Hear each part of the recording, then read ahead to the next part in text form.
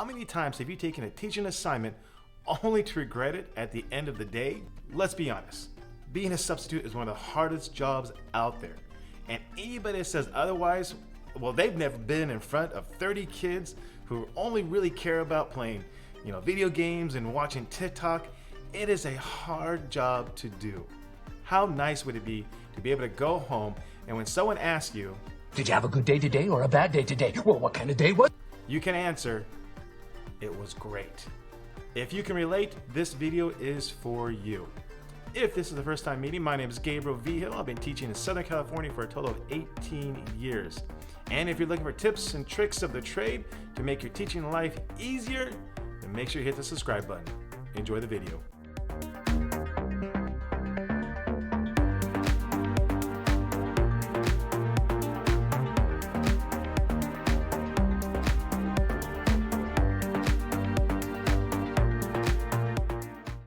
Let me start by saying I've been fortunate enough to have a teaching job for 18 years. But every time I need to cover a class, those early days come back to me, and I remember what it was like to be a substitute. Those days were rough. Today when I cover a class, the weird thing is it doesn't matter if the kids know me or don't know me, or if they like me or don't like me. The fact that I'm in someone else's classroom and that they're seeing me out of my normal environment, man, they'll try to push the boundaries to see what they can get away with. I feel like a fish out of water. Yeah, just like that.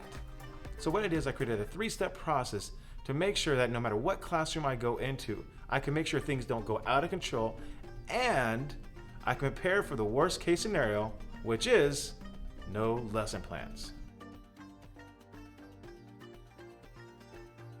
Step 1, getting the students' attention. As soon as the students realize that the normal teacher is not there, they will do what they can to see how much they can get away with. So that is why I start the class strong by setting the boundaries and the expectations. It goes something like this. Quiet, quiet, quiet, quiet, quiet, quiet. No, not like that. Like this. Class, I need to get your attention. Everybody up front, please. I'll wait about 3 to 5 seconds to see whose turnaround and whose attention I got, and then I say the next thing. Let's try this again. I need everybody up front. If you're not paying attention to me in about 3 to 5 seconds, you're gonna have a detention.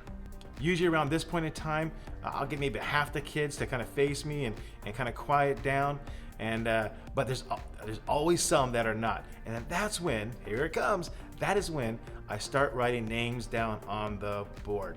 I'll usually write about 3 names, usually no more than 3 names. I'll write them down on the board, and those are the 3 kids that are gonna have detention. Then I try it again. All right, let's try this again. We already got 3 detentions on the board. I need your attention up front. If you're not quiet in 5 seconds, you're gonna have a detention. Now, usually by this point, most of the class is facing me, and there still might be a few people talking, but then that's when I write the other 3 names on the board.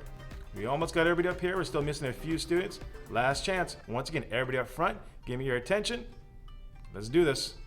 Now, by then, it is fairly quiet, and students are looking up front of me.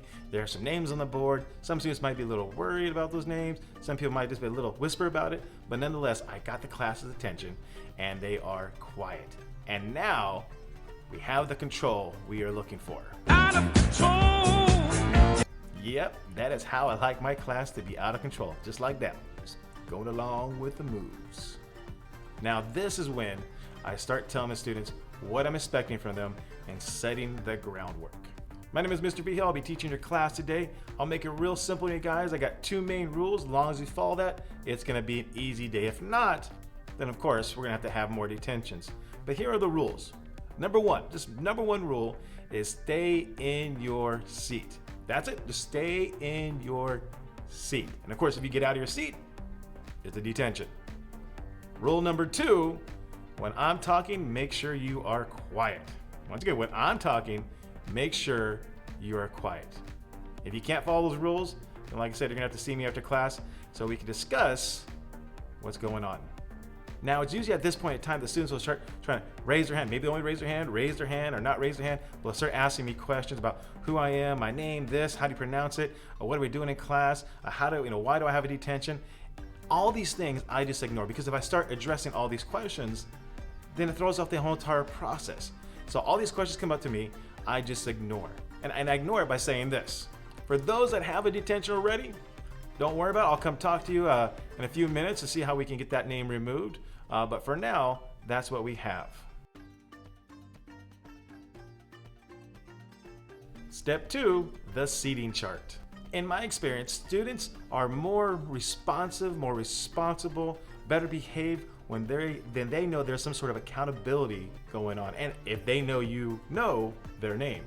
So what I do is I create my own seating chart on a blank piece of paper. Now I might have the teacher seating chart, which is great, but I create my own seating chart just so I can make notes on it as far as who has attention, who's talking, whatever else it might be, so that way the students know that I'm keeping track of their behavior. This is when I give them the next set of instructions. So I need to take roll class, and I'm gonna walk around the classroom, take and roll. And here's the important thing, that if you are in the wrong seat, then you're gonna be marked absent. You definitely don't wanna be marked absent because that looks really bad. So here's your chance. If you are not in your assigned seat, now is the time to move. Then almost every time, this is what you see. Now that I have the class's attention, now that students are in their assigned seat, I can give them the instruction for the day. The first thing I do is take roll, and I do this by walking the room and asking students what their name is, and then I can mark it on my attendance what their name is. So that's the first thing I do when I walk the room. The second thing I do is, as I'm walking the room getting their names and taking roll, I'm putting their name on my seating chart just so I can take notes down on how they are behaving during class. The third thing I'm doing is making sure students are working and being productive.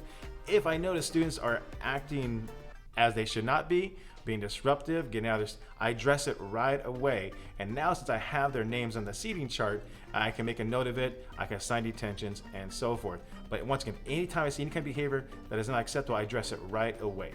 And the fourth thing that I do is I go to the students whose names are on the board for detention and I have a quick conversation with them. And it sounds something like this. I just want to let you know I have your name on the board for detention. Do you know why you have detention? You're right. It's because you were talking when I was talking. Now here's the good news. Long as you're good the rest of the class period, we'll take it off the board. Does that sound fair?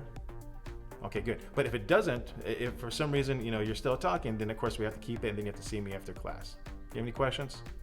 All right. Step 3, the backup plan.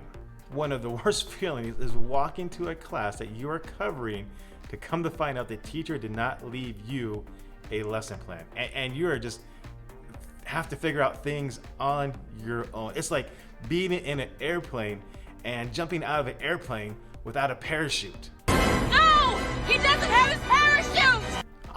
But I do have a parachute. I do have a parachute. My parachute is this. I have 2 lessons, bam, ready to go. Anytime I cover a class, I always bring with me 2 lessons that are ready to go, because you just never know when you walk into that situation. One of the lessons I have is called the Nakarima. It's pretty straightforward. The kids have to read a paragraph, they have to describe the Nakarima, but what's great about this assignment is it really gets a good conversation going. So depending upon how comfortable you are in the class, I'd go with the Nakarima because it takes some work on the student's part, but you can have a really good conversation with the students. And that eats up a lot of time, because when you're covering a class and there's no lesson plan, you gotta do something to fill the time. The second thing I bring with me is an assignment I call 20 questions. And it's actually 20 riddles. And I have the students go through these riddles, answering the questions. Then from there, of course, we can discuss them and everything else. But the great thing about this is it definitely keeps the kids' interest and keeps them occupied. These 2 assignments are my emergency backup plan, just in case there's no lesson plan for me. If you would like a copy of either one of those 2 lessons, please just go ahead and look into the description below, and there's my email. Just send me a message. I'll gladly send you one of those or both of those lesson plans. I hope you enjoyed the video and you found it very informative. If you want more tricks and more tips of the trade, please click on one of the links you see above here to watch one of the videos. And together, we can make our lemon days into lemonade weeks. Stay zesty.